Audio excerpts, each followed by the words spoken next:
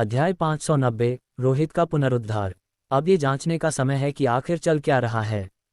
गुनगुन के मामले को सुलझाने के बाद खाली कमरे में रोहित की गहरी आवाज़ गूंजी, जो खुद से फुसफुसाते हुए किसी पिशाच की तरह लग रही थी। वह अभी भी घोस्ट डोमेन के चौथे स्तर को बनाए हुए था, जिसमें कोई बदलाव नहीं किया गया था, क्योंकि अपनी कथित मृत्यु से पहले की स्थिति को बनाए रखना ही सबसे सुरक्षित कदम था। यह न केवल उसे छिपाए रखेगा बल्कि बाहरी सूचनाओं को भी रोक देगा। अब तक उस पर कोई हमला नहीं हुआ था, जिसका अर्थ था कि यह तरीका कुछ हद तक प्रभावी था। यदि यह प्रभावी न भी होता तो भी संतुलन को सक्रिय रूप से न बिगाड़ना ही सबसे बेहतर था। जब उसकी आवाज़ अभी भी कमरे में गूंजती हुई लग रही थी, रोहित वहां से ओझल हो चुका था। वह फिर से उसी सड़क पर प्रकट हुआ जहां वह पहले था। वह ठीक उसी जगह खड़ा था जहां उसकी कथित तौर पर मृत्यु हुई थी। जमीन पर जमे हुए खून का एक धब्बा साफ दिखाई दे रहा था और शरीर से गिरे हुए कुछ टूटे हुए अवशेष वहीं पड़े थे। इसके अलावा रोहित ने वहां गिरा हुआ सैटेलाइट फोन और उसके पास पड़ा डरावना एक टोन म्यूजिक बॉक्स देखा। गुनगुन अपने साथ म्यूजिक बॉक्स नहीं ले गई थी और रोहित ने भी उसे ऐसा करने के लिए नहीं कहा था, क्योंकि कौन जानता था कि म्यूजिक बॉक्स का श्राप किसी दूसरे व्यक्ति को संक्रमित कर दे। सबसे सुरक्षित तरीका इसे बिना ध्यान दिए वहीं छोड़ देना था, क्योंकि घोस्ट डोमेन के चौथे स्तर के भीतर इसके खोने का कोई डर नहीं था। रोहित ने अपना सैटेलाइट फोन उठाया और उस पर एक अप्रत्याशित संदेश देखा। रोहित, एक अज्ञात अलौकिक घटना में शामिल, मृत होने की आशंका। ये मुख्यालय की ओर से एक नोटिस है। उन्होंने निश्चित रूप से फोन के माध्यम से मेरी स्थिति का पता लगाया होगा और उन्हें लगता है कि मैं मर चुका हूं, रोहित ने सोचा। लेकिन तभी उसके माथे पर बल पड़ गए। रुको, ये जानकारी सही नहीं है। मुख्यालय को इतना यकीन कैसे हो सकता है कि मेरी मृत्यु किसी अलौकिक घटना में हुई है? या क्या उन्होंने इसकी पुष्टि कर ली है? उसे संदेह था कि उस पर हुआ हमला मानव निर्मित हो सकता है, लेकिन मुख्यालय ने इसे एक अलौकिक घटना के रूप में परिभाषित किया था। यह उसके अपने अनुमान के विपरीत था। मुझे इसे स्पष्ट करना होगा। रोहित ने अपनी ऑपरेटर पूनम से संपर्क करने का निर्णय लिया, लेकिन तभी उसे पता चला कि फ़ोन का सिग्नल गायब था और वह संपर्क नहीं कर पा रहा था। क्या मजाक था? हंग्री घोस्ट की घटना के दौरान भी फ़ोन संचार बना हुआ था। उसका चौथे स्तर का घोस्ट डोमेन सिग्नल को रोकने में सक्षम नहीं था। कई राहगीर अपने फ़ोन से मदद के लिए कॉल करने में सफल रहे थे। मुख्यालय ने निश्चित रूप से मेरा सिग्नल काट दिया होगा। रोहित की आंखों में चमक आई जब उसने पाया कि संपर्क करने में असमर्थ होने के साथ साथ फ़ोन के कई फंक्शन भी लॉक कर दिए गए थे। यह एक प्रकार का सॉफ्टवेयर स्वसुरक्षा प्रोग्राम था, जिसे सूचना लीक होने से बचाने के लिए बनाया गया था। जब तक मुख्यालय इसे सक्रिय रूप से अनलॉक नहीं करता, कई सुविधाएं उपलब्ध नहीं होती। ठीक वैसे ही जैसे जब उसे रघु का सैटेलाइट फ़ोन मिला था, उसे ऑपरेटर द्वारा संपर्क किए जाने का इंतजार करना पड़ा था और वह खुद ऑपरेटर से संपर्क नहीं कर सका था। जानकारी बताती है कि यह एक संदिग्ध मृत्यु है, लेकिन ये तरीका लगभग पुष्टि करता है कि मैं पहले ही मर चुका हूँ। वरना सिग्नल क्यों काटा जाता? अगर मैं अभी भी जीवित होता तो क्या ये काम में एक बड़ी गलती नहीं होती? कोई समस्या है? कम उम्र के बावजूद कई खतरनाक अलौकिक घटनाओं का सामना करने के कारण रोहित किसी भी अतार्किक चीज के प्रति बेहद संवेदनशील था। उसने महसूस किया कि उस पर हुआ पिछला अजीब हमला और मुख्यालय का अतार्किक रवैया जानबूझकर कुछ छिपाने की कोशिश कर रहा था। यदि उसने सामान्य रूप से किसी अलौकिक घटना का सामना किया होता तो मुख्यालय निश्चित रूप से बचाव के लिए किसी को भेजता, ठीक वैसे ही जैसे अरूप गुप्ता घोस्ट एनवॉय के डोमेन में फंसने पर हुआ था। लेकिन अब रोहित की दृष्टि घोस्ट डोमेन के पार गई और उसने अपने आसपास सब कुछ स्पष्ट रूप से देखा। पूरा इलाका बंद कर दिया गया था। गुनगुन के जाने के बाद पिंगोन होटल खाली था। सड़कों पर एक भी वाहन नहीं था। यह मेरे भूतिया पुनरुत्थान से निपटने की तैयारी है, जिसका अर्थ है कि अब मुझे एक मृत व्यक्ति के रूप में माना जा रहा है। विभिन्न संकेत बता रहे थे कि बाहर वालों के लिए रोहित को पहले से ही एक मृत घोस्ट मास्टर माना जा चुका है, अन्यथा वे इसे इस तरह नहीं संभालते। मुझे चीज़ों को स्पष्ट करने के लिए किसी को ढूंढना होगा और यह गुप्त होना चाहिए, रोहित ने सोचा। चूंकि मुख्यालय उसे मृत मान रहा था, वह कुछ समय के लिए मृत होने का नाटक कर सकता था और सबकी नज़रों से ओझल हो सकता था। हालांकि उसे सच जानना ही था। पूनम, रोहित ने उसके बारे में सोचा। मुख्यालय की कर्मचारी और उसकी समर्पित ऑपरेटर होने के नाते उसे कुछ पता होना चाहिए, और चूंकि वह एक साधारण इंसान थी, इसलिए उससे संपर्क करने से कोई दुर्घटना नहीं होगी। केवल पूनम को इस समय मुख्यालय में होना चाहिए। वहां खुलेआम जाना निश्चित रूप से कोई विकल्प नहीं था। वहां की स्थिति उसकी कल्पना से कहीं अधिक जटिल थी। लेकिन इस मोड़ पर इतनी चिंता क्यों करनी? चूंकि मुख्यालय सोचता है कि मैं मर चुका हूं, तो मैं उन्हें ये बता दूंगा कि मेरी मृत्यु के बाद क्या होना चाहिए। Gemini said. रोहित ने लापरवाही से अपना फोन नीचे गिरा दिया और उस एक टोन म्यूजिक बॉक्स को उठा लिया जो अभी भी उसे श्राप दे रहा था। फिर उसने अपनी घोस्ट आइज प्रेत आंखें खोल लीं।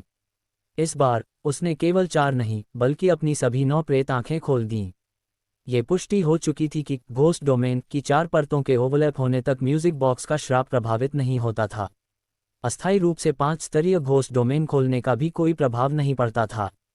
लंबे समय तक इसे खुला रखने पर क्या होगा, ये रोहित नहीं जानता था, लेकिन उसे लगा कि उसे ऐसा जोखिम लेने की ज़रूरत नहीं है क्योंकि स्थिति उतनी खराब नहीं थी जितनी उसने कल्पना की थी। अगले ही पल घोस्ट डोमेन, जो केवल एक सड़क तक सीमित था, लगभग अविश्वसनीय गति से तेजी से फैलने लगा। कुछ ही समय में इसने पास की 3-4 सड़कों को कवर कर लिया, फिर लगभग एक पूरे शहरी जिले को और उसके बाद शहर के एक बड़े हिस्से को। और इसका दायरा अभी भी बढ़ रहा था। हालांकि रोहित इतने विस्तृत क्षेत्र में 4 स्तरीय घोस्ट डोमेन को बनाए नहीं रख सकता था, इसलिए उसने 3 स्तरीय घोस्ट डोमेन को बनाए रखने का विकल्प चुना। यदि वह दायरे को और अधिक बढ़ाना चाहता तो उसे इसे 2 स्तरीय घोस्ट डोमेन तक कम करना पड़ता, लेकिन 3 स्तरीय घोस्ट डोमेन ही काफ़ी था। शहर का आधे से अधिक हिस्सा इसकी चपेट में आ गया था, जिसमें मुख्यालय का स्थान भी शामिल था। रोहित सड़क पर खड़ा था, उसकी 9 प्रेत आंखें 3 में ओवरलैप हो रही थीं, जिससे एक डरावनी लाल चमक निकल रही थी और घोस्ट डोमेन के 3 खंड बन रहे थे। ये खंड किसी प्रेत पेंटिंग के जिगसॉ पहेली की तरह एक साथ जुड़कर एक और भी बड़ा घोस्ट डोमेन बना रहे थे। इस क्षण शहर के लगभग हर घोस्ट मास्टर ने इसे महसूस किया। ये तो ली जुन, जो पास में ही स्थिति पर नजर रख रहा था, उसने अचानक अपना सिर उठाया। आम लोगों ने ध्यान नहीं दिया, लेकिन वह स्पष्ट रूप से देख सकता था। पूरी दुनिया एक लाल रोशनी से ढकी हुई लग रही थी और उसके दिल में एक अजीब निगाह से देखे जाने का एहसास पैदा हुआ। उसने चारों ओर देखा और पाया कि लाल रोशनी का दायरा उसकी कल्पना से कहीं अधिक था। उसकी नज़र जहां तक जा रही थी, सब कुछ इसमें समा चुका था। क्या रोहित का भूत जाग गया है? ली जुन के दिल में एक सिहरन दौड़ गई, क्योंकि उसका सबसे बड़ा डर सच होता दिख रहा था। रोहित का घोस्ट डोमेन। होटल के पास एक रेस्तरां में अनिल थोड़ा हैरान होकर रुक गया। अरे अरे अरे, ऐसा नहीं हो सकता, क्या यह अभी से शुरू हो गया? सड़क पर चल रहे प्रीतम के कदम थम गए, उसके चेहरे पर एक अवर्णनीय गंभीरता थी। वह भी इस घोस्ट डोमेन की दहशत को पहचानता था। अचानक ऐसा लगा जैसे शहर का एक विशाल हिस्सा बिना किसी चेतावनी और बिना संभलने का समय दिए निगल लिया गया हो। ऐसा लग रहा था जैसे कोई बुरा सपना शुरू हो रहा हो। ये तो बहुत बुरा हुआ। एक निश्चित जिले के विला में सागर हक्का बक्का रह गया। रोहित की मौत की खबर सुनकर उसे जो खुशी हुई थी, वह पूरी तरह गायब हो गई। मैंने पहले ही कहा था, रोहित की मौत पर इतनी जल्दी जश्न मत मनाओ। अब देखो क्या हुआ है। किशन ने खिड़की के बाहर देखते हुए अपनी भौहें सिकोड़ लीं। पूरी दुनिया लाल रोशनी में लिपटी हुई थी, जहां कोई और रंग दिखाई नहीं दे रहा था। मुख्यालय। Gemini said. यहाँ एक ऐसा क्षेत्र था जिसे घोस्ट डोमेन प्रभावित नहीं कर पाया था, लेकिन अन्य स्थान इससे बच नहीं सके। एक कमरे में उम्र के निशानों एज स्पॉट्स से ढके एक बूढ़े व्यक्ति ने, जिसकी धुंधली आंखों में जीवन की चमक नहीं थी, अपनी स्थिति थोड़ी बदली और रोहित की दिशा में देखा। उहे एक छात्रावास में पूनम अपने बिस्तर पर लेटी थी। उसका चेहरा तकिए में धंसा हुआ था और वह अभी भी रोहित की मृत्यु का शोक मना रही थी। वह अपने परिवेश से बेखबर थी और उसे आसपास की किसी भी चीज का एहसास नहीं था। पिंगॉन टावर भी घोस्ट डोमेन के दायरे में था। वे लोग जो रोहित के शव से निपटने के तरीके पर चर्चा कर रहे थे, उस क्षण सभी दंग रह गए। ये रोहित का घोस्ट डोमेन है। ये रंग, ये किसी की निगाहों में होने का एहसास, इसमें कोई गलती नहीं हो सकती। उसके शरीर के भीतर का भूत बाहर आ गया है। रोहन अचानक खड़ा हो गया और बाहर देखने के लिए खिड़की की ओर दौड़ा। उसका चेहरा काला पड़ गया था। ये दायरा, ये चौंकाने वाला बड़ा है। आधा शहर गायब हो चुका है। कुछ प्रसिद्ध इमारतों, लैंडमार्क्स का उपयोग करके वह ये पहचान सकता था कि कौन से क्षेत्र घोस्ट डोमेन से प्रभावित थे और कौन से नहीं। लेकिन ठीक इसी वजह से कि उसने ये समझ लिया था, रोहन विशेष रूप से गंभीर दिख रहा था। धत्तेरे की, क्या तुम मुझे डराने की कोशिश कर रहे हो? पुनर्जीवित होते ही आधे शहर को चपेट में ले लिया। कोई अपनी कुर्सी से उछल पड़ा, उसके चेहरे पर अविश्वास का भाव था। रोहन ने दूर की ओर इशारा करते हुए कहा, इसे पहचानना आसान है। उस तरफ की इमारत की रोशनी चली गई है। वहां से शुरू होकर इस छोर तक आधा शहर कहना भी कम होगा। शुक्र है कि घोस्ट डोमेन उपनगरों सबर्ब्स की ओर फैल गया, अन्यथा पूरा शहर इसकी पहुंच के भीतर होता। क्या इसका मतलब यह है कि अब से हम पर किसी भी क्षण भूतों द्वारा हमला किया जा सकता है? किसी और ने अपनी गहरी चिंता व्यक्त की। Gemini said. अध्याय 591 आक्रोश। रोहित का घोस्ट डोमेन बहुत ही भयंकर रूप से फैल गया था। पहले इसने केवल एक सड़क को प्रभावित किया था, लेकिन रात के किसी पहर में ये सीमा अनायास ही टूट गई। घोस्ट डोमेन का दायरा अचानक सभी कल्पनाओं से परे निकल गया और 10 सेकंड से भी कम समय में आधा शहर ओझल हो गया। यह असंभव है। मुख्यालय के कार्यालय में अधीर, जो कुछ ही समय पहले सोया था, उसे आपातकालीन स्थिति में जगाया गया। कार्यालय पहुंचने और रुबल की रिपोर्ट सुनने के बाद उसके चेहरे का रंग पूरी तरह उड़ गया। उसने मेज पर अपना हाथ दे मारा और थर थर कांपते हुए दहाड़ने लगा। ऐसा लग रहा था कि रोहित का भूत पूरी तरह से पुनर्जीवित हो गया था और अब घोस्ट डोमेन ने लगभग आधे शहर को अपनी चपेट में ले लिया था। पहले ये स्पष्ट रूप से केवल एक सड़क तक सीमित था। अधीर ने अपने हाथों में रिपोर्ट को कसकर पकड़ा और रुबल को तीखी नज़रों से घूरने लगा। अधीर की कातिलाना निगाहों को महसूस करते हुए रुबल के पास अपनी बात पर टिके रहने के अलावा कोई विकल्प नहीं था। अनुमान गलत था। रोहित का भूत हमारी कल्पना से कहीं अधिक भयानक है। साथ ही मैं शुरू से उसका प्रभारी नहीं रहा हूं, इसलिए उसके बारे में मेरी जानकारी पूरी नहीं है। यदि अरविंद के साथ कोई समस्या नहीं होती तो उसके पास एक नई मूल्यांकन रिपोर्ट, असेसमेंट रिपोर्ट जरूर होती। अधीर ने अरविंद के कार्यकाल की कई रिपोर्टों के बारे में सोचा, जिनमें वास्तव में उल्लेख किया गया था कि रोहित पर विशेष ध्यान देने की आवश्यकता है और वह असाधारण था। हालांकि उस समय उसने इसे बहुत गंभीरता से नहीं लिया था। बाद में सावधानी बरतने के बावजूद उसने इस बारे में गहराई से नहीं सोचा था। रुबल ने दबी आवाज में कहना जारी रखा, इसके अलावा ये घटना इतनी अचानक हुई कि इसने सभी की व्यवस्था बिगाड़ दी है। कुछ ओझा पहले से ही शहर से भागना चाहते हैं। आखिरकार रोहित के पुनरुत्थान और हंग्री घोस्ट की अनसुलझी घटना के साथ दबाव बहुत ज्यादा है। यहाँ तक कि हमारे फ्रेंड सर्कल के लोग भी पीछे हटने की तैयारी कर रहे हैं। हालांकि अभी इसकी पुष्टि नहीं हुई है, लेकिन स्थिति गंभीर दिख रही है। उपमंत्री जी, मनोबल टूटने लगा है। धत तेरे की ये फ्रेंड्स सर्कल वाले, ये कुत्ते, ये पूंजीपति। इन्होंने न केवल मुझसे एक बेहतरीन कप्तान छीन लिया, बल्कि एक और एस क्लास अलौकिक घटना खड़ी कर दी। उन्होंने एक संभली हुई स्थिति को कबाड़ बना दिया जिसे अब सुधारा नहीं जा सकता, और अब वे डर गए हैं। अब वे सब कुछ रफा दफा करके भागना चाहते हैं और सारा मलबा हमारे सिर पर डाल रहे हैं। अधीर ने अपने हाथ की रिपोर्ट को मरोड़कर एक गेंद बना दिया और अपनी खून उतरी आंखों के साथ गुस्से में दहाड़ते हुए उसे दूर फेंक दिया। जेमिनाई सेड, मुझे रोहित को फ्रेंड सर्कल के साथ समझौता करने के लिए कभी नहीं मनाना चाहिए था। मुझे आगे आकर इन परजीवियों को खत्म करने में रोहित का साथ देना चाहिए था। ये लोग असली भूतों से निपटने के मामले में बेकार हैं, एक से बढ़कर एक डरपोक, लेकिन जब इंसानों से निपटने की बात आती है तो ये सब क्रूर हो जाते हैं। अगर रोहित, ली जून, अनुपम और प्रीतम स्थिति को संभाल न रहे होते तो क्या ये अभी भी पिंगोन टावर में बैठकर चाय पीने और साजिशें रचने के बारे में सोच पाते? अब वे भागना चाहते हैं। अब उन्हें लगता है कि वे भाग सकते हैं। अधीर गुस्से से कांप रहा था और वह कमरे में इधर उधर टहल रहा था, जैसे कि आपातकालीन उपायों पर विचार कर रहा हो। समय बहुत कम था। दुष्ट आत्माएं पुनर्जीवित हो चुकी थीं। घोस्ट डोमेन ने लगभग आधे शहर को ढक लिया था। घटना समाप्त होने के बाद वैश्विक स्थिति पर इसके जो अकल्पनीय प्रभाव पड़ेंगे वे तो अलग हैं, लेकिन केवल इस अवधि के दौरान होने वाला नुकसान ही रोंगटे खड़े कर देने वाला था। हंग्री घोस्ट की घटना के बाद उसने अपनी आंखों से जयपुर शहर की रिपोर्ट देखी थी और वह भयानक थी। और वह घटना शुरू से अंत तक केवल लगभग 1 दर्जन दिनों तक चली थी। हमें फ्रेंड सर्कल के लोगों को भागने नहीं देना चाहिए। अगर वे भाग गए तो टीम का मनोबल पूरी तरह टूट जाएगा। अधीर का दिमाग गुस्से से सुन्न नहीं हुआ था। अगर फ्रेंड सर्कल के लोग ऐसे भाग निकले जैसे कि मामला उनसे संबंधित ही न हो, तो बाकी लोग क्या सोचेंगे? वे मौत से डरते थे और उसके अपने ओझा भी। जाओ और महेश बाबू को बुलाओ। महेश बाबू से कहो कि वे पिंगोन टावर जाएं और फ्रेंड सर्कल के लोगों से कहें कि किसी को भी जाने की अनुमति नहीं है। उन्हें इस मामले की जिम्मेदारी लेनी होगी। अगर कोई भागने की हिम्मत करे तो उसे तुरंत मार दो। बातचीत की कोई गुंजाइश नहीं है, चुनाव की कोई संभावना नहीं है, बस यही सौदा है। चाहे उन्हें पसंद आए या ना आए, उन्हें ये करना ही होगा। अधीर ने दांत पीसते हुए कहा। अगर महेश बाबू चले गए और यहाँ कुछ हो गया तो? अब तो मुख्यालय भी प्रभावित क्षेत्र के भीतर है, रुबल ने उसे याद दिलाया। उसे डर था कि कहीं जल्दबाजी में लिया गया फैसला सब कुछ बिगाड़ न दे। अधीर ने कहा, अगर हम हर चीज की चिंता करेंगे तो हम कुछ भी हासिल नहीं कर पाएंगे।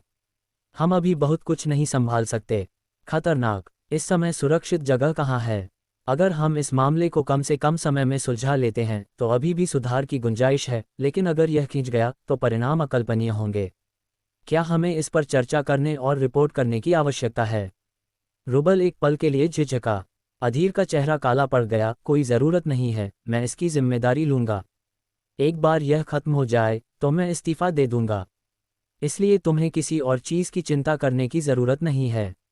रुबल ने सिर हिलाया और तुरंत निकलने की तैयारी की। हालांकि उसी क्षण एक फ़ोन बजा। अधीर ने उस पर नज़र डाली और तुरंत उठाया। ये ली जुन का कॉल था। उपमंत्री जी, आप कहाँ हैं? मैं आपके कार्यालय आया हूँ, लेकिन आप मुझे दिख नहीं रहे। तुम मेरे कार्यालय में हो, क्या तुम्हें यकीन है? अधीर एक पल के लिए रुका, फिर उसकी आंखें सिकुड़कर चारों ओर देखा, लेकिन वहां ली जुन का कोई निशान नहीं था।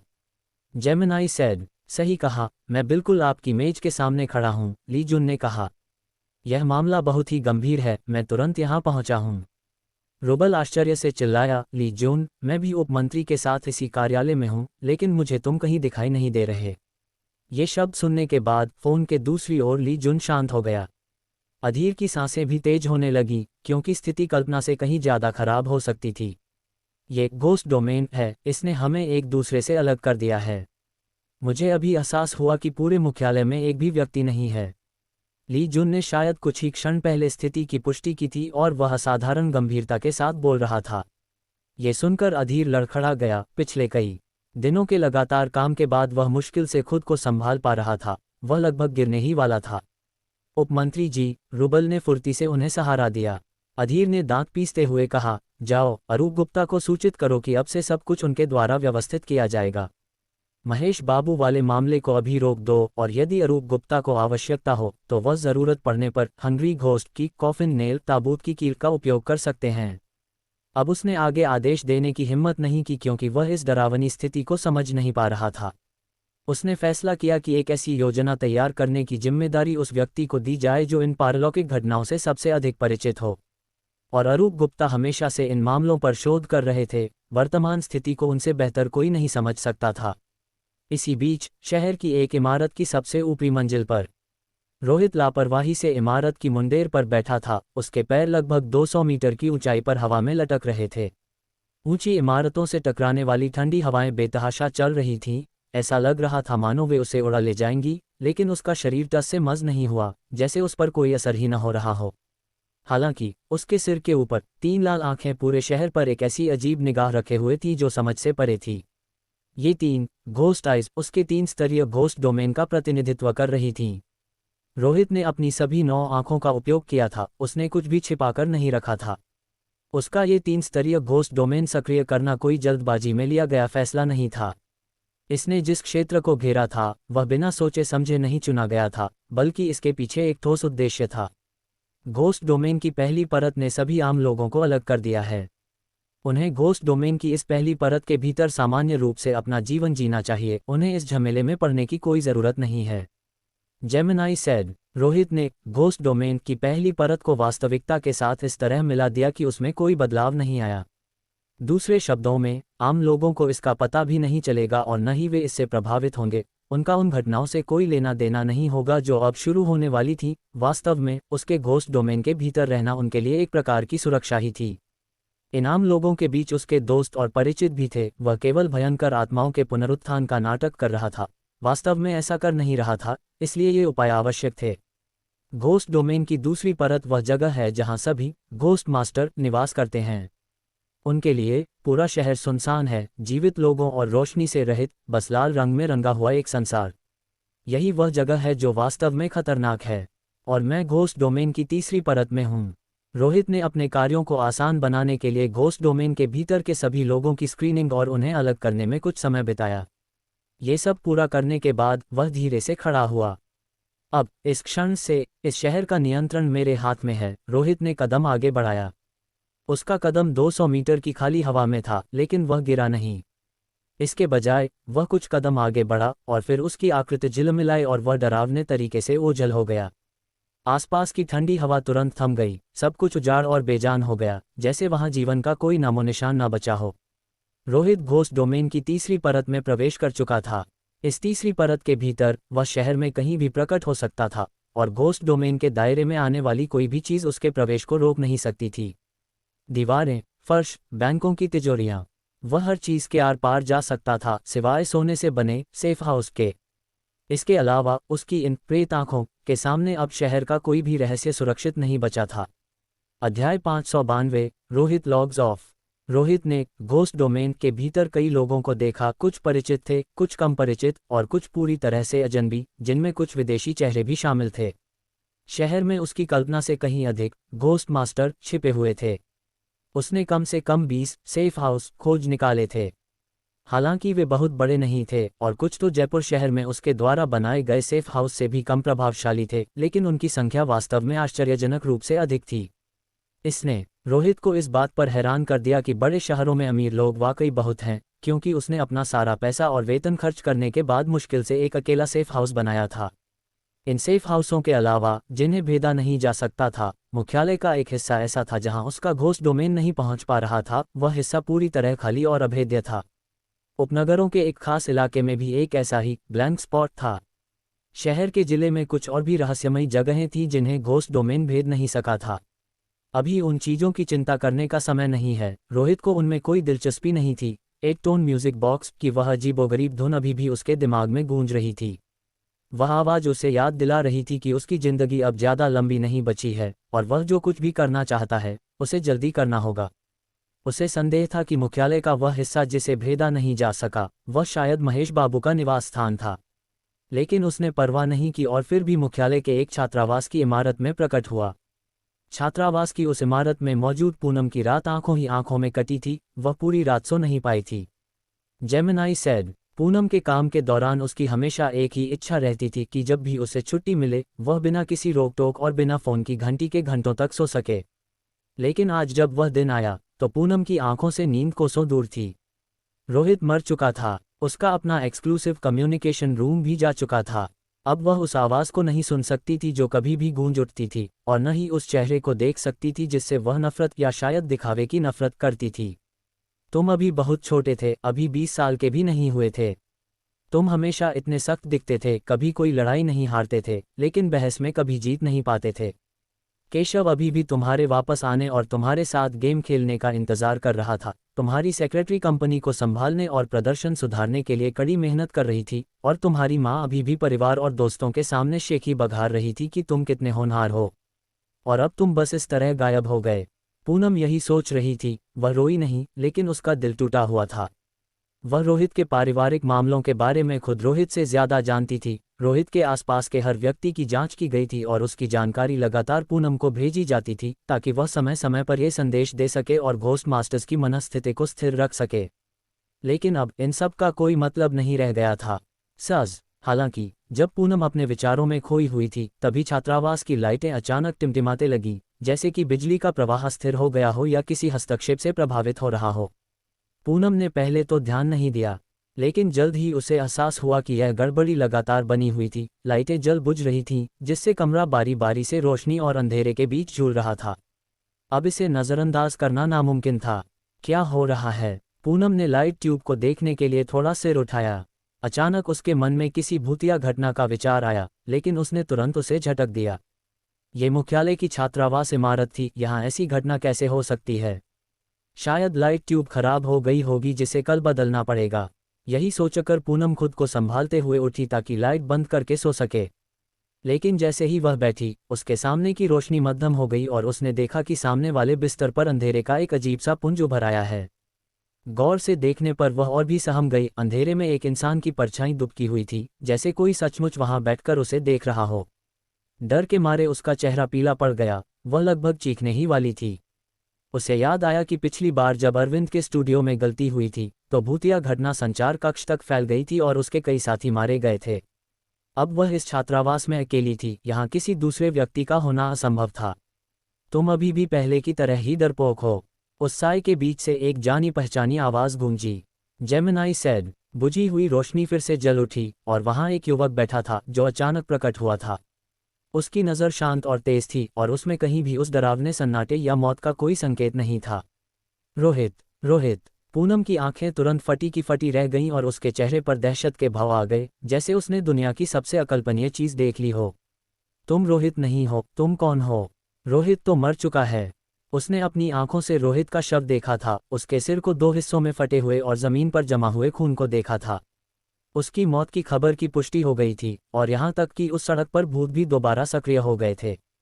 हर संकेत इसी ओर इशारा कर रहा था कि रोहित अब किसी भी तरह जीवित नहीं हो सकता था, अन्यथा मुख्यालय ने उसकी संभावित मृत्यु की सूचना जारी नहीं की होती। तुम्हारी नज़रों में मैं निश्चित रूप से मर चुका था, लेकिन कुछ चीज़ें अनिश्चित होती हैं, है ना? बस इसे मेरा फिर से मरने का नाटक करना समझ लो, ये पहली बार नहीं है।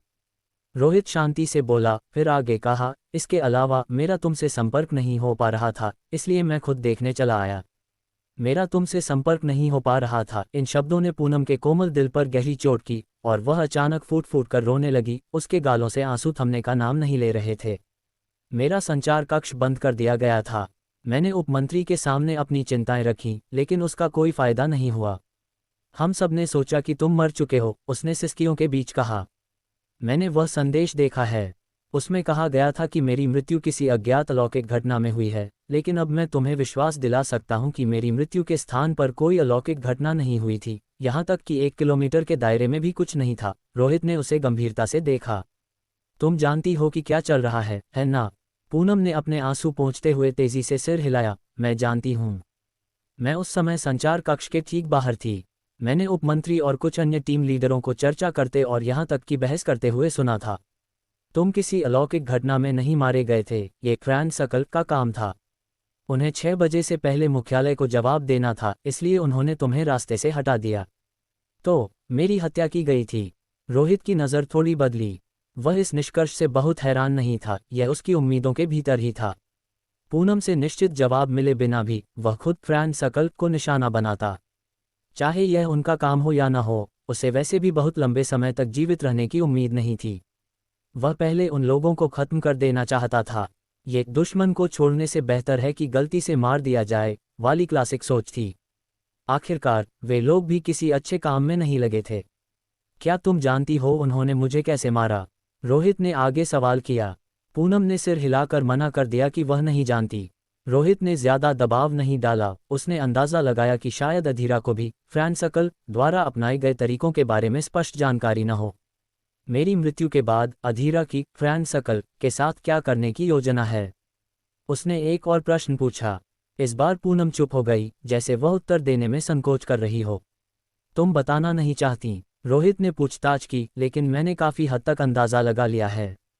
अधीरा ने फ्रैंक सकल द्वारा मेरी हत्या की खबर को छिपाने का फैसला किया और एक अलौकिक घटना में मेरी मृत्यु का एसएमएस जारी कर दिया ताकि सच पर पर्दा डाला जा सके।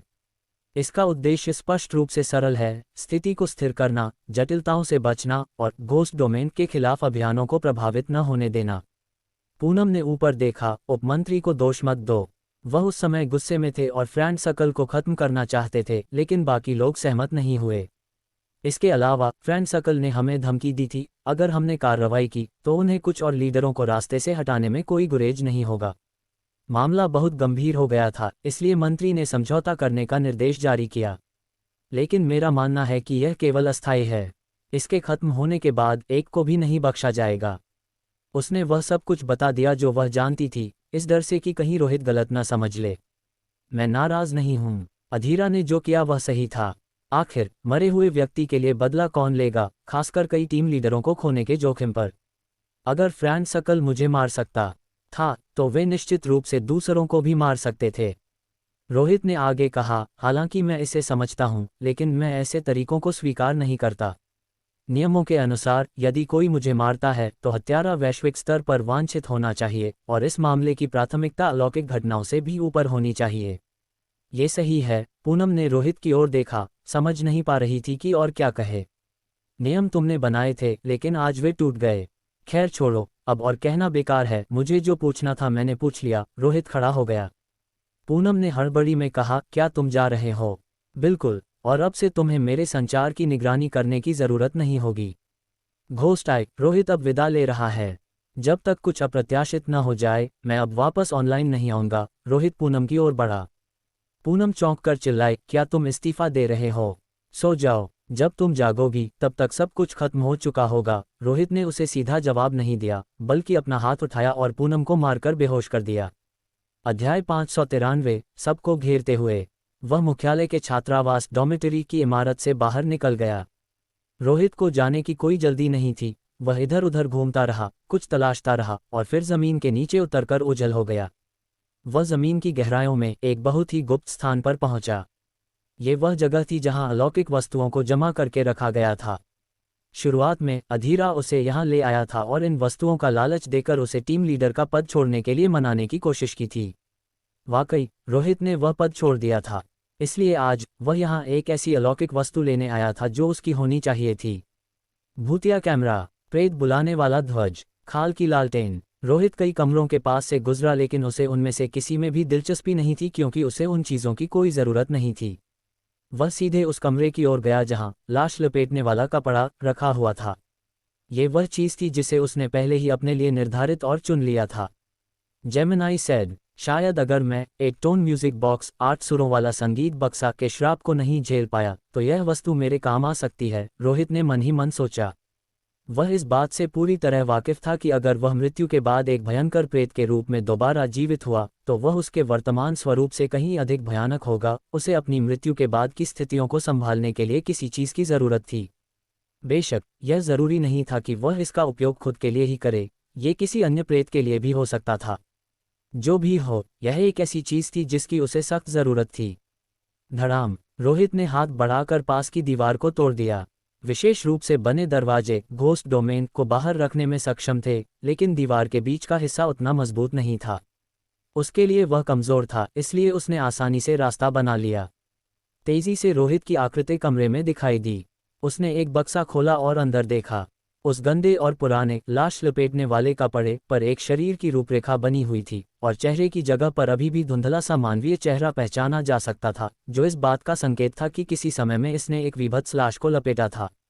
लपेटने वाला कपड़ा लेने के बाद रोहित बिना पीछे देखे वहां से निकल गया।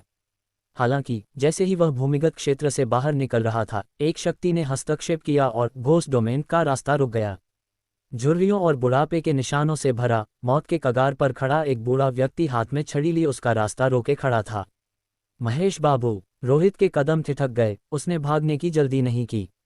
उसने पहले ही इस पर विचार किया था। मुख्यालय में घुसना, पूनम को खोजना, सच का पता लगाना, जबरदस्ती लाश लपेटने वाला कपड़ा छीनना, इन सभी हरकतों से उन लोगों को सतर्क होने की संभावना थी जिन्हें नहीं होना चाहिए था। लेकिन वह डरा नहीं था क्योंकि इस समय उसके पास ऐसा कुछ भी नहीं बचा था जिसके लिए उसे डरने की जरूरत हो। महेश बाबू की धुंधली नजरों ने जैसे घोस्ट डोमेन को चीरकर रोहित को देख लिया था।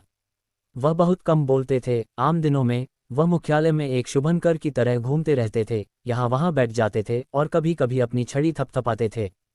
इसके अलावा किसी ने उन्हें कुछ और करते नहीं देखा था। लेकिन रोहित मौत के करीब पहुंच चुके इस लगभग 100 साल के बुजुर्ग से सावधान था। ये बूढ़ा व्यक्ति भारत गणराज्य के काल का एक पुख्ता घोस्ट मास्टर था, जिसने क्रोधित प्रेतों के पुनर्जागरण के जोखिम को पूरी तरह से खत्म कर दिया था और जिस पर रीस्टार्ट समय को पीछे ले जाने की कला में महारत हासिल करने का संदेह था। सिर्फ इसी एक बात से रोहित जानता था कि वह उन्हें हरा नहीं सकता। हालांकि महेश बाबू के मन में कोई और कार्रवाई नहीं दिख रही थी। रोहित को रोकने के बाद वह बस वहीं निश्चल खड़े रहे, जैसे कुछ विचार कर रहे हों या चेतावनी दे रहे हों। रोहित ने उन्हें ठंडी नज़रों से देखा। वह पीछे नहीं हटा। अगर महेश बाबू ने वास्तव में हमला करने का इरादा किया तो वह तुरंत घोस्ट डोमेन के 5वें, 6ठे या 7वें स्तर को सक्रिय कर देगा और उन्हें नीचे गिराने के लिए किसी भी हद तक जाएगा। इस महत्वपूर्ण मोड़ पर इस बूढ़े के हाथों पकड़े जाने के उसके लिए भयानक परिणाम हो सकते थे। एक टोन म्यूजिक बॉक्स के श्राप ने उसके पीछे हटने के सारे रास्ते बंद कर दिए थे। फ्रैंक सकल के उस अजीब हमले की अभी जांच होनी बाकी थी। उसे अपने बचे हुए थोड़े से समय में फ्रैंक सकल और अपने सभी दुश्मनों का सफाया करना था और फिर शांति से एक टोन म्यूजिक बॉक्स के श्राप को हल करने का तरीका खोजना था। उससे पहले जो भी उसके रास्ते में खड़ा होता वह दुश्मन था। यहाँ तक कि भारत गणराज्य के काल का ये बूढ़ा व्यक्ति भी कोई अपवाद नहीं था। महेश बाबू ने कोई हरकत नहीं की, बल्कि धीरे से बोले, मैंने एक बार बस चलाते समय किसी को कुचल दिया था। रोहित ने भौहें सिकोड़ी। उसे महेश बाबू की बातों का मतलब समझ नहीं आया। महेश बाबू ने अचानक जोड़ा, उसका उपनाम भी शॉ ही था। बस किसी को कुचल दिया, उपनाम शॉ। जेमिनाई सेड, सूचना के ये महत्वपूर्ण अंश रोहित के दिमाग में कौंधे और अंततः आपस में जुड़कर उसे किसी बात का एहसास कराने लगे। उसकी पुतलियां अचानक सिकुड़ गईं और उसके चेहरे पर अत्यधिक खौफ छा गया। क्या महेश बाबू पहले कोई पैरानॉर्मल अलौकिक बस चला चुके थे? और क्या उन्होंने उसके पिता तक को मार डाला था? बचपन में उसके पिता की एक सड़क दुर्घटना में मृत्यु हो गई थी। उनके परिवार की गरीबी का कारण केवल पिता की असामयिक मृत्यु नहीं थी, एक और बड़ा कारण ये था कि अपराधी मौके से फरार हो गया था। कोई मुआवजा नहीं मिला और दुर्घटना में शामिल वाहन का कभी पता नहीं चला, जिससे यह मामला एक अनसुलझी पहेली बनकर रह गया। क्या वह ज़रूरत से ज़्यादा सोच रहा था, या फिर महेश बाबू ने उसकी फाइल पढ़ी थी और उसे उकसाने के लिए कोई झूठ गढ़ रहे थे? क्या वे खुद को रोहित के पिता का हत्यारा बताकर उसे कार्रवाई करने के लिए उकसाना चाहते थे? बड़ा होने के साथ रोहित अब आसानी से किसी पर भरोसा नहीं करता था, न ही उसका दिल इतनी जल्दी विचलित होता था। वह जो कुछ भी करता था वह केवल जीवित रहने और बेहतर स्थिति पाने के लिए था और कुछ नहीं। अगर कुछ लोग मर जाते हैं तो इससे कोई फर्क नहीं पड़ता। जब तुम मेरी उम्र तक पहुंचोगे तब सब कुछ समझ जाओगे, महेश बाबू ने कहा और फिर अपनी लाठी के सहारे मुड़कर चले गए। उन्होंने उसे नहीं रोका, उन्होंने बस कुछ अजीब शब्द कहे और चले गए। रोहित ने उन्हें ठंडी नज़रों से जाते हुए देखा। उसने न तो जवाब के लिए दबाव डाला और न ही अपनी मौजूदगी जाहिर की। उसने खुद को घोस्ट डोमेन के तीसरे स्तर के भीतर रखा था। उसे संदेह था कि महेश बाबू जानबूझकर उसे बाहर निकालने की कोशिश कर रहे थे। आखिरकार पुनर्जीवित होने में सक्षम घोस्ट मास्टर होना घोस्ट डोमेन के तीसरे स्तर में प्रवेश करने की गारंटी नहीं था। इस संक्षिप्त मुलाकात ने रोहित की सतर्कता को चरम पर पहुंचा दिया था। उसने महेश बाबू को कोई मौका नहीं दिया। बूढ़े के जाने के बाद रोहित भी मुख्यालय से निकल गया और घोस्ट डोमेन के माध्यम से चुपचाप गायब हो गया, जैसे वह पहले कभी वहां था ही नहीं। इस बार वह कहीं और नहीं बल्कि सीधे पिनकान टावर की ऊपरी मंजिल की ओर बढ़ा। घोस्ट डोमेन के भीतर कोई रहस्य नहीं बचता। रोहित ने पिनकान टावर में कई लोगों को देखा, जिनमें साधारण कर्मचारी शामिल थे जो घोस्ट डोमेन के पहले स्तर से पूरी तरह अनजान थे, और दूसरे स्तर पर उसके द्वारा छोड़े गए घोस्ट मास्टर्स भी थे।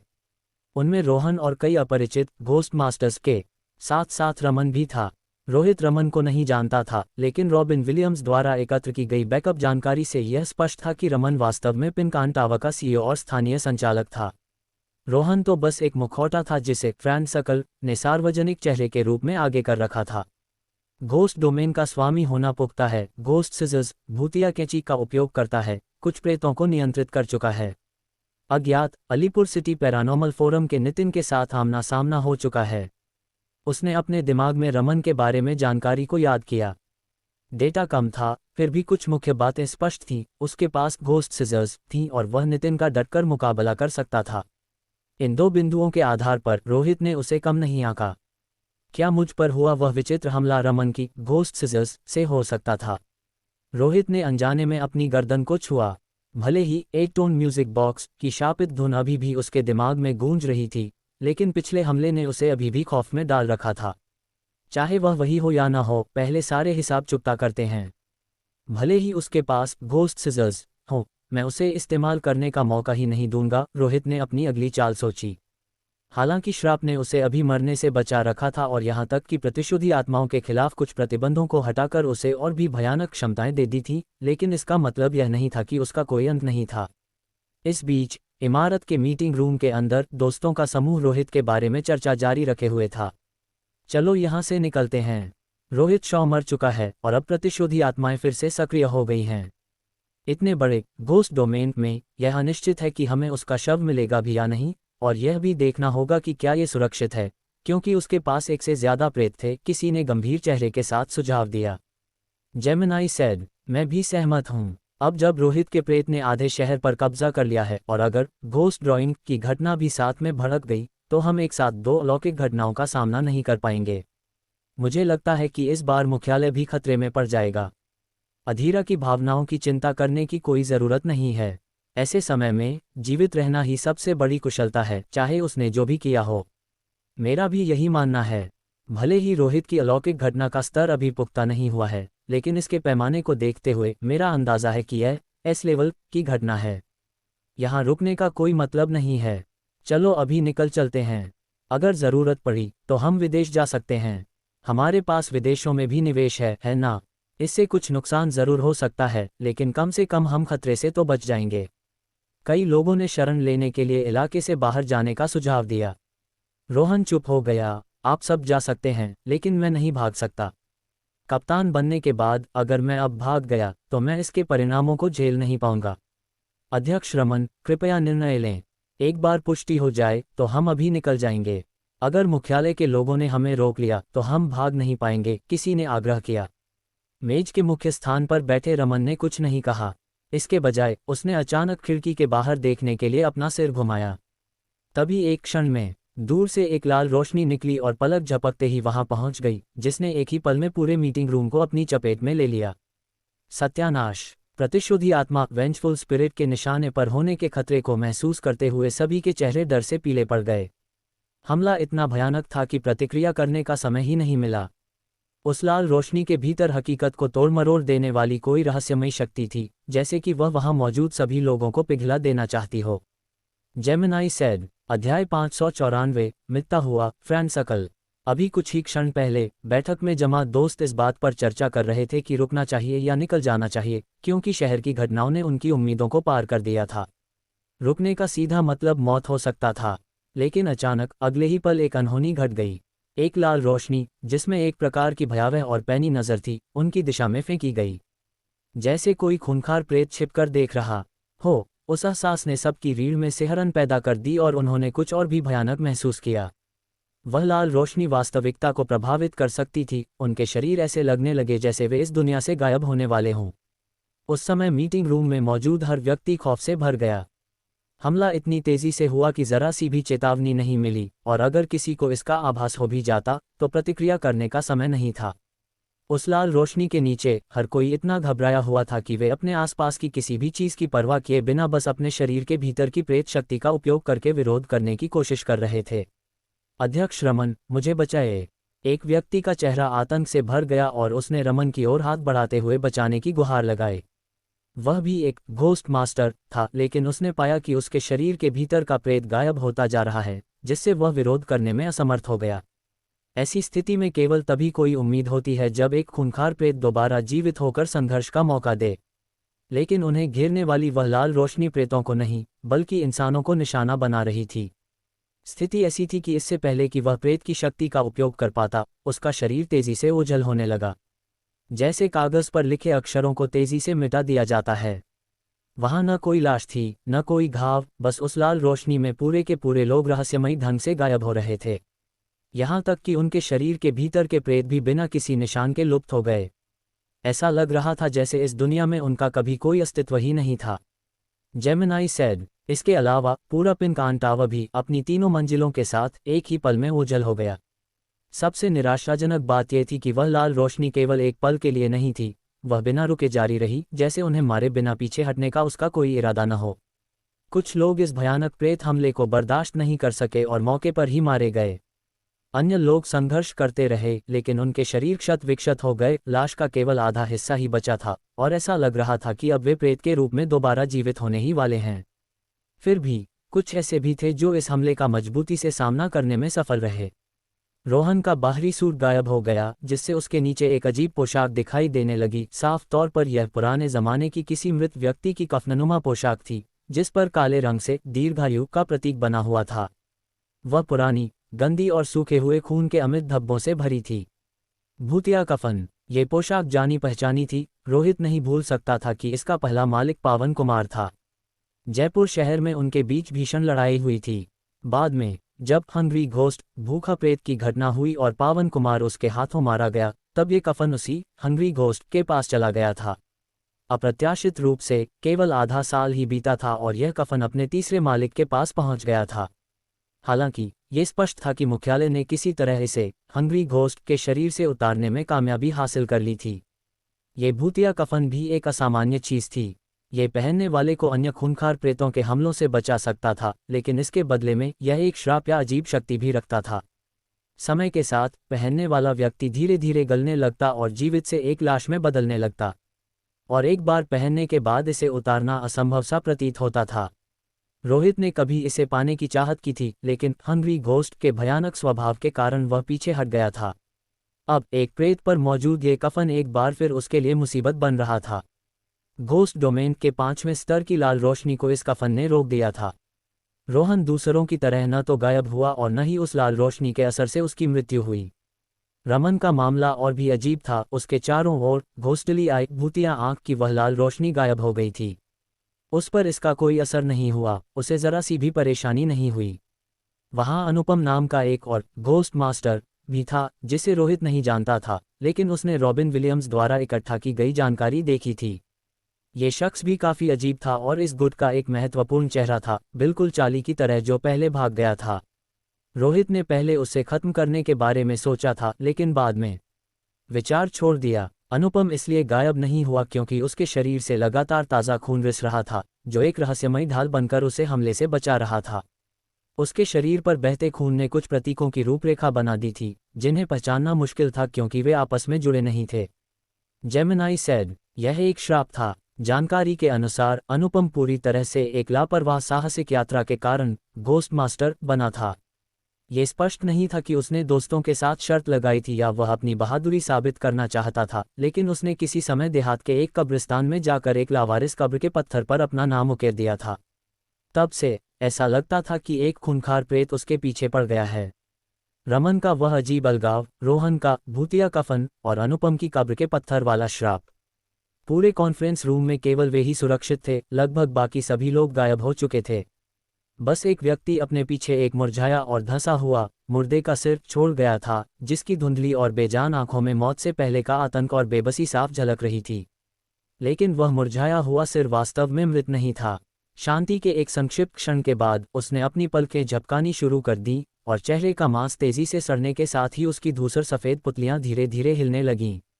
यह एक ऐसा खूंखार प्रेत था जिसे घोस्ट डोमेन की 5वीं परत भी दूर नहीं भेज सकी थी, और अब वह दोबारा जीवित हो रहा था। वह लाल रोशनी जो कुछ देर तक बनी रही थी, यह महसूस करने के बाद कि हमले का आगे कोई प्रभाव नहीं हो रहा है, धीरे धीरे कम होने लगी और अंततः पूरी तरह गायब हो गई। लेकिन पिनकान टावर की ऊपरी 3 मंजिलें बिना किसी निशान के गायब हो चुकी थीं। जो कुछ लोग जीवित बचे थे, वे उस क्षतिग्रस्त इमारत के ऊपर खड़े होकर घटनाओं को समाप्त होते हुए देख रहे थे। उनकी खामोशी उस अनकहे डर और घबराहट को बयां कर रही थी जिसे वे महसूस कर रहे थे। वे स्पष्ट रूप से उस भयानक हमले से अभी भी हिले हुए थे। ये सब क्या बकवास है? इसका क्या मतलब है? अनुपम अपने चारों ओर देखते हुए आतंक में चिल्लाया। कॉन्फ्रेंस टेबल पर अब वे कुछ ही लोग बचे थे। सिद्धार्थ नाम का व्यक्ति पूरी तरह से गायब हो चुका था। पीछे केवल वह सड़ता हुआ मुर्दे का सिर रह गया था, जो विशेष रूप से डरावना लग रहा था क्योंकि उसकी राख जैसी धूसर पुतलियां अपने आसपास के माहौल का जायजा ले रही थीं। एक ही पल में उनके फ्रैन सकल को विनाशकारी झटका लगा था और यहाँ तक कि इमारत की 3 मंजिलें भी अजीब तरह से गायब हो गई थीं। हम पर एक प्रेत ने हमला किया है। रोहन की जान हलक में अटकी हुई थी। वह बेचैनी से दूर क्षितिज की ओर देख रहा था। ऐसा लगा जैसे वह लाल रोशनी होटल की दिशा से आई थी और रोहित की मौत वहीं कहीं हुई थी। वह उसकी घोस्ट आई भूतिया आंख थी। मैंने पहले भी ऐसा भयानक हमला देखा है। एक बार रोहित ने इसका इस्तेमाल करके मेरे देखते ही देखते एक पेड़ को हवा में गायब कर दिया था। मुझे लगा कि मैं इसे नहीं रोक पाऊंगा, लेकिन अब ऐसा लगता है कि मुख्यालय के साथ सौदा करके हंग्री घोस्ट का ये भूतिया कफन लेना सही फैसला था। उस समय उसे सचमुच लगा था कि वह मरने वाला है क्योंकि उसका पूरा शरीर प्रेत नहीं था और उसके शरीर के कुछ हिस्से ऐसे थे जिन्हें प्रेत की शक्ति प्रभावित नहीं कर सकती थी। यदि उसके शरीर का कोई भी हिस्सा गायब हो जाता तो उसका जीवित रहना मुश्किल होता। हालांकि भूतिया कफन की भयानक क्षमता ने रोहन को उसकी कल्पना से भी ज्यादा हैरान कर दिया था। आखिरकार ये पहली बार था जब उस पर ऐसा हमला हुआ था। अक्सर ये कफन केवल एक मामूली प्रेत जैसा था जो उसे शारीरिक संतुलन बनाए रखने में मदद करता था। अचानक हम पर किसी प्रेत ने हमला क्यों किया? और वह भी रोहित के प्रेत ने। हमने तो कुछ भी नहीं किया, बस यहाँ बैठकर मीटिंग कर रहे थे और चाय पी रहे थे। क्या ये भी किसी प्रेत के मारने के तरीके में फिट बैठ सकता है? अनुपम ने कांपती आवाज और फटी हुई आंखों के साथ कहा। इतना डरना स्वाभाविक ही था, क्योंकि इस तरह के हमले दोबारा होने की संभावना थी और उसकी वर्तमान स्थिति एक और बार नहीं झेल पाती। अगली बार शायद वह उस अजीब लाल रोशनी से न मरे, लेकिन अपने खुद के श्राप से उसकी मौत निश्चित थी। एक खूंखार प्रेत के दोबारा जीवित होने के जोखिम से पार पाना लगभग असंभव था।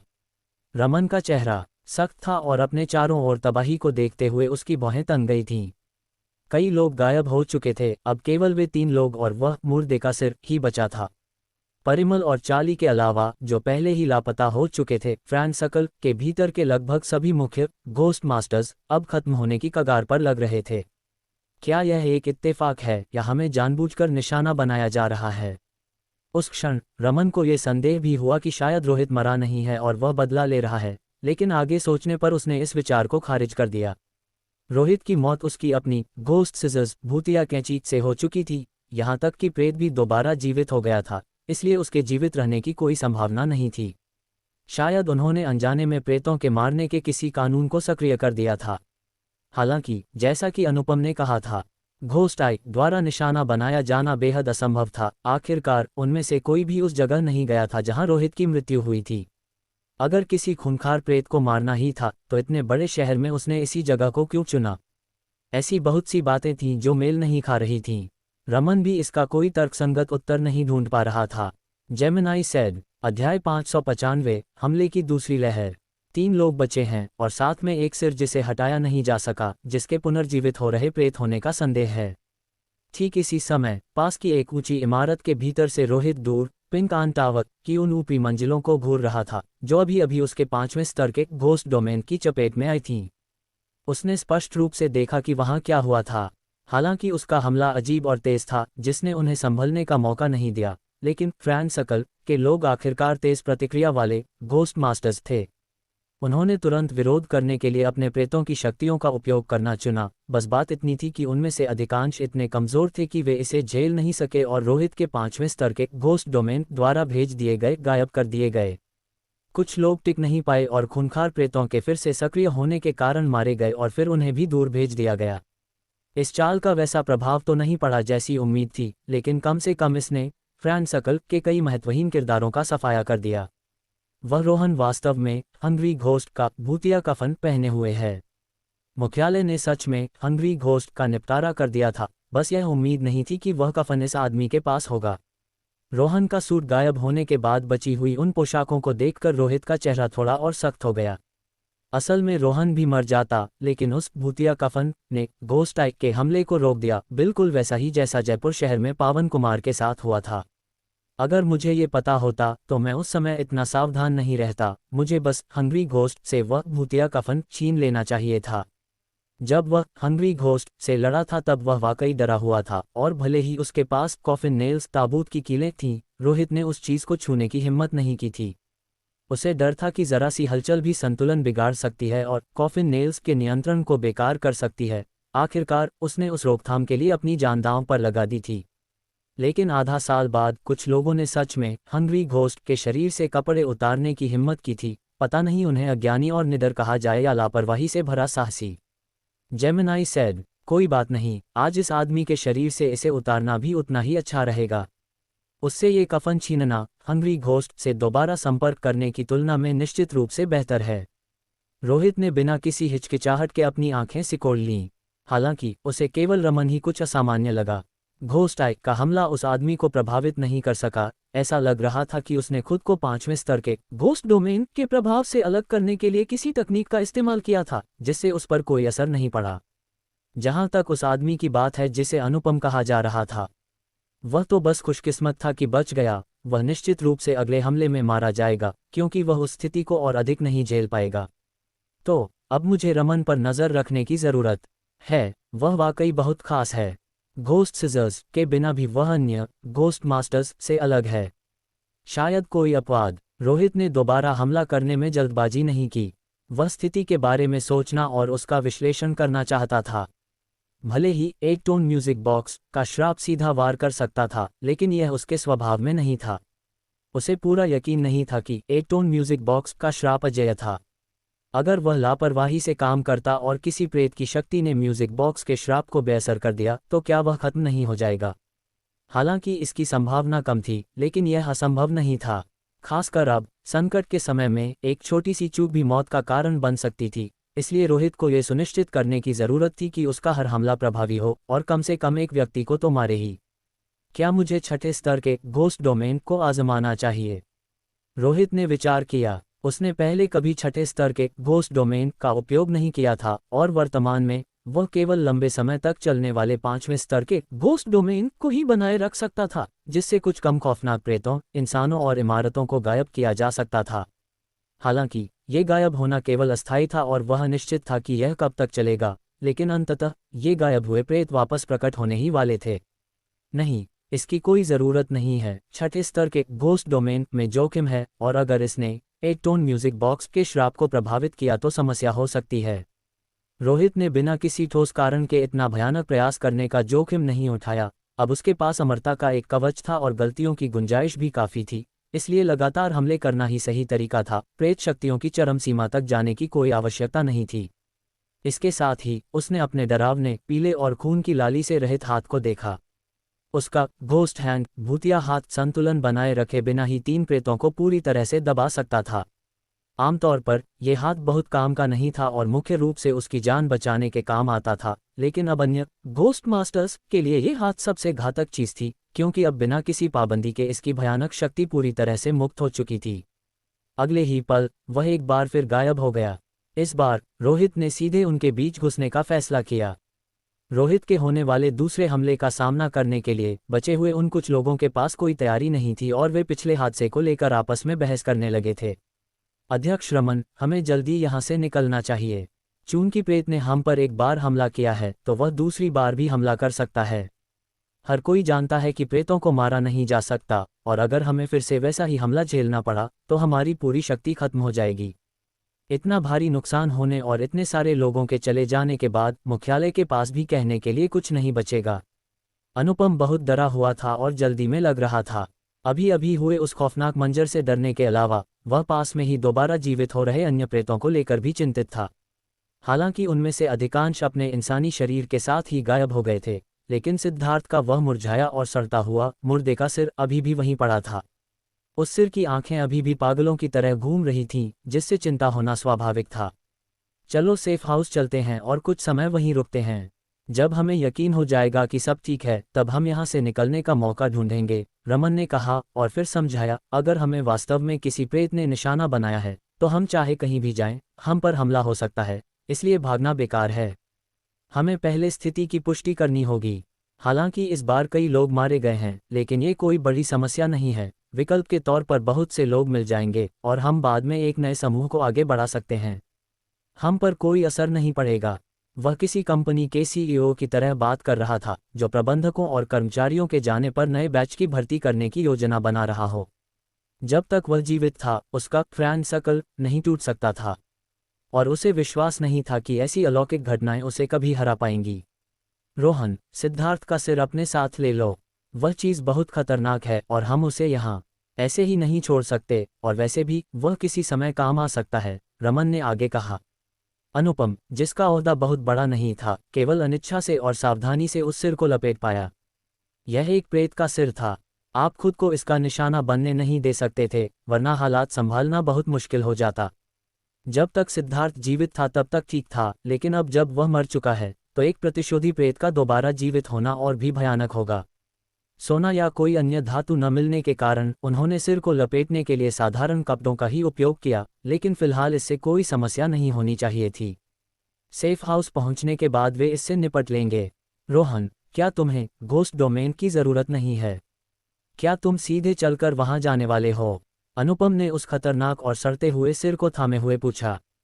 रोहन का चेहरा उतर गया। मेरा घोस्ट डोमेन दबा दिया गया है। रोहित की घोस्ट आई थोड़ी ज़्यादा शक्तिशाली है। हम सीढ़ियों का इस्तेमाल करेंगे, रमन ने सुझाव दिया।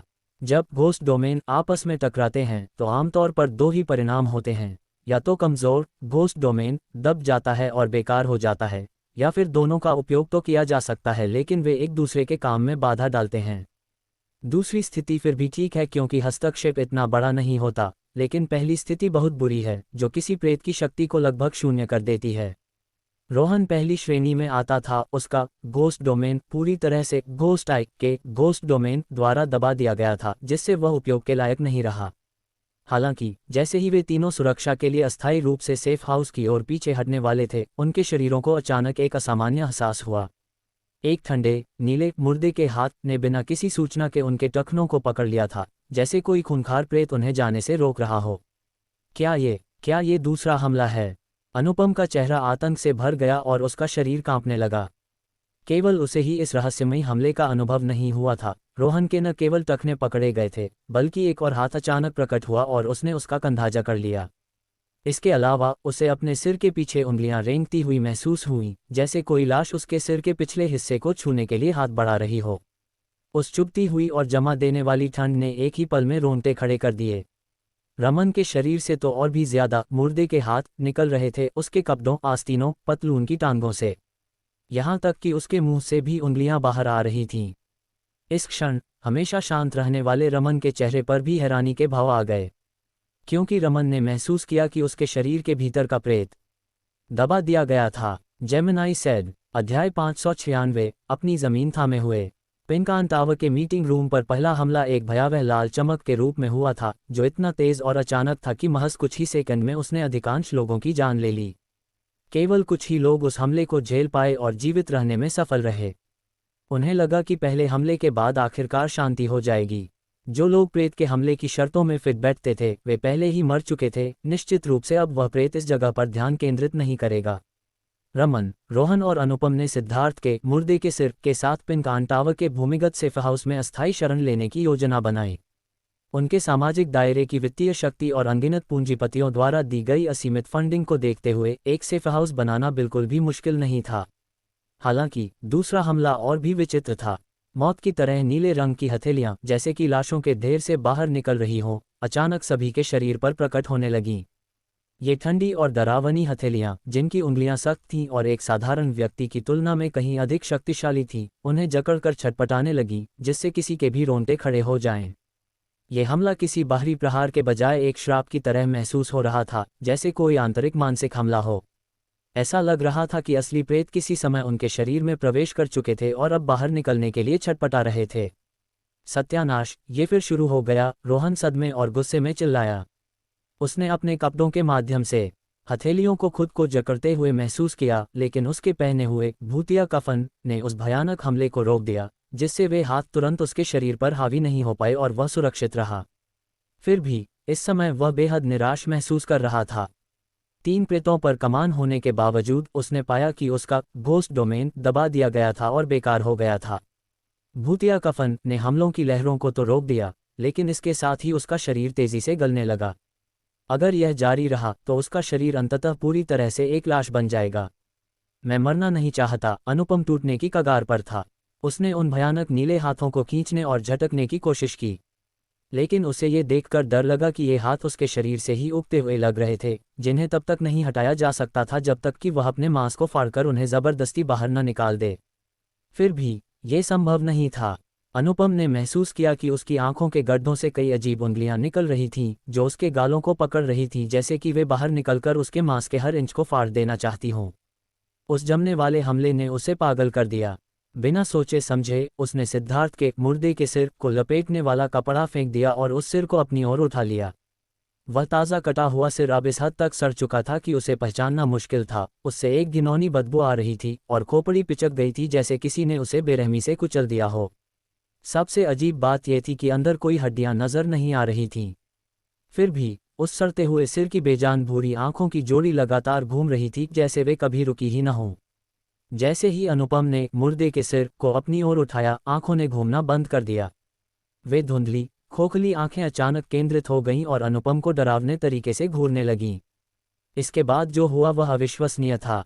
उसकी आंखों के गड्ढों की गहराइयों से निकल रही उंगलियों ने उसके गालों पर अपनी पकड़ ढीली कर दी, वापस आंखों के गड्ढों में सिमट गईं और अंततः गायब हो गई।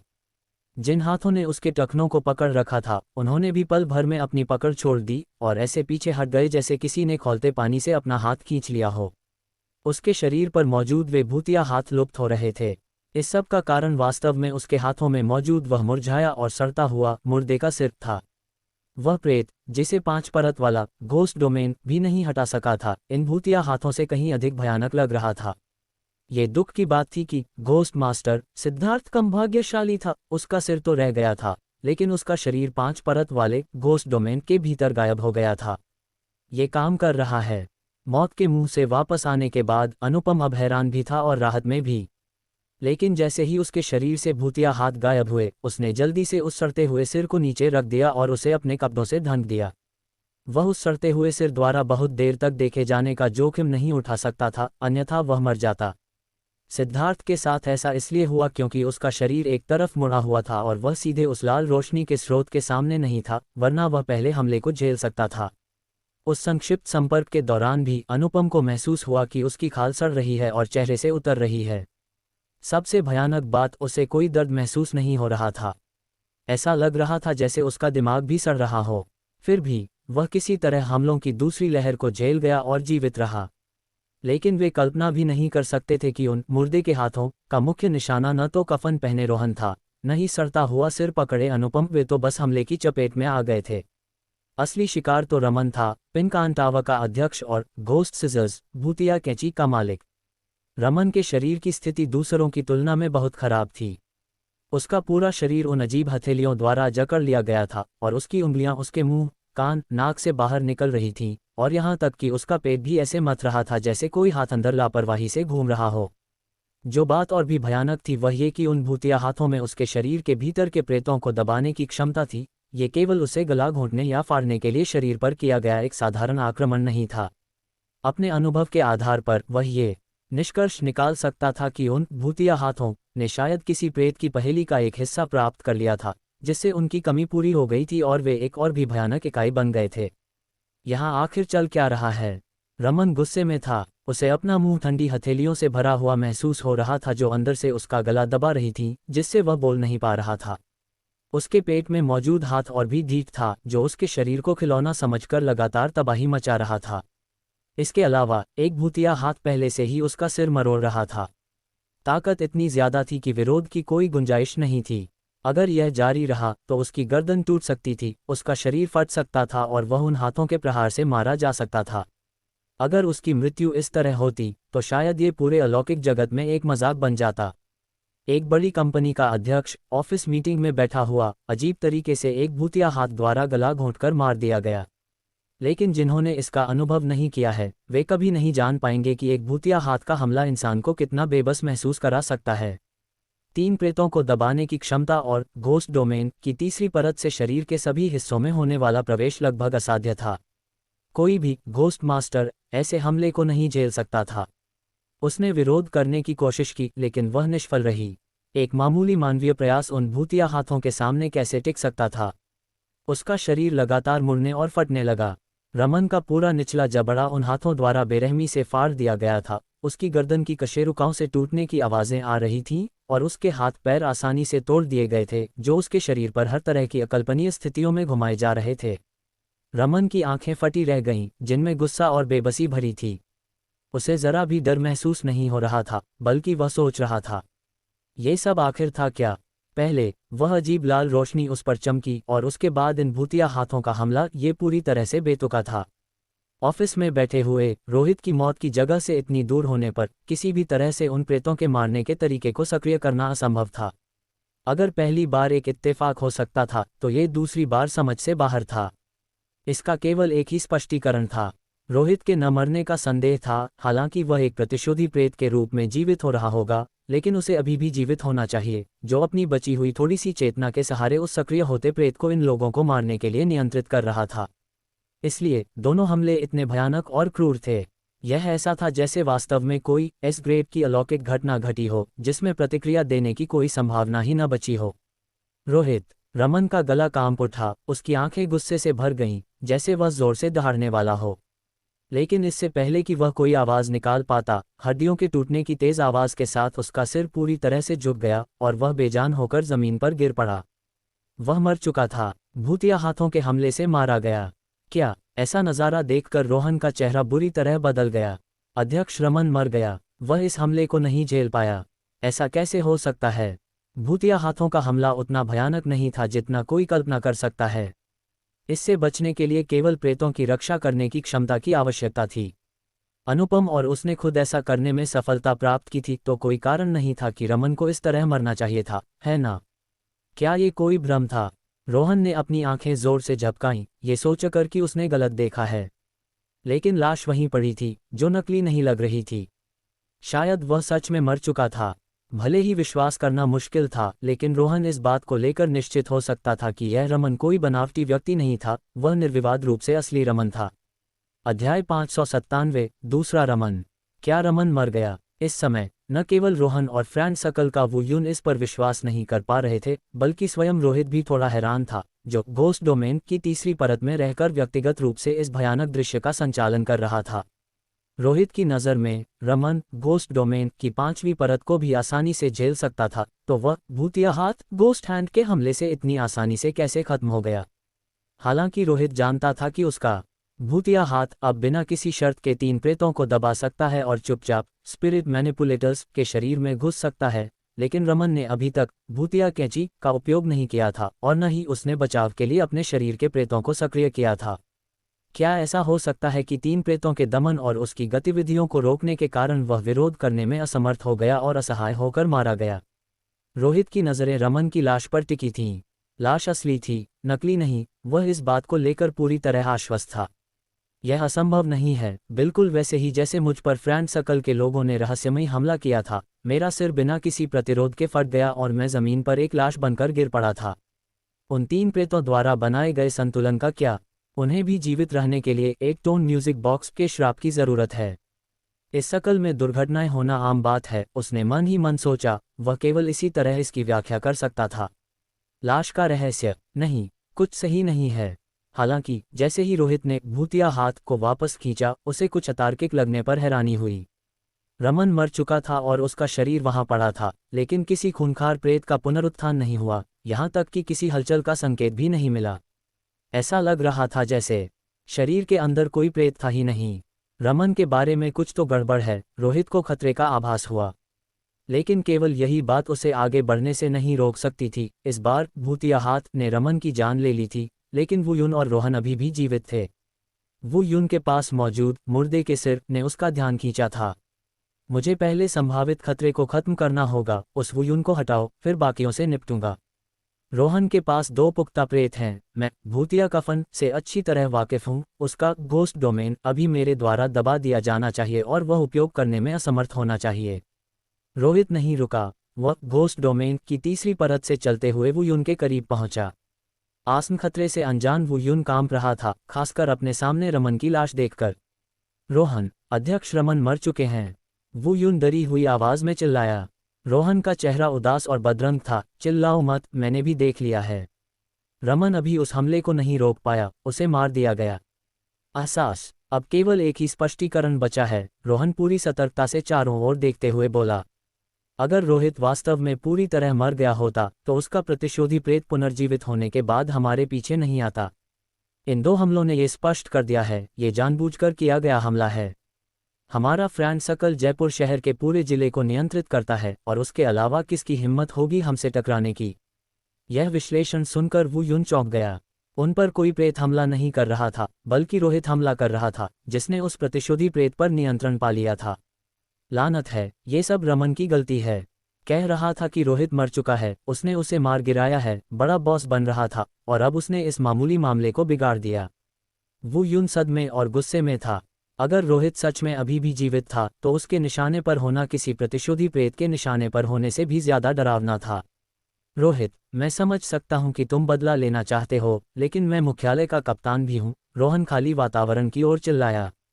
रमन, जिसने तुम पर हमला किया था, वह तुम्हारे हाथों पहले ही मर चुका है।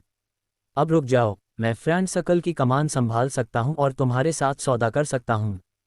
तुम्हें भूतिया कैंची चाहिए, मैं तुम्हें दे सकता हूं। लेकिन इससे पहले कि वह अपनी बात पूरी कर पाता, एक तीखी चीख ने उसे जवाब दिया।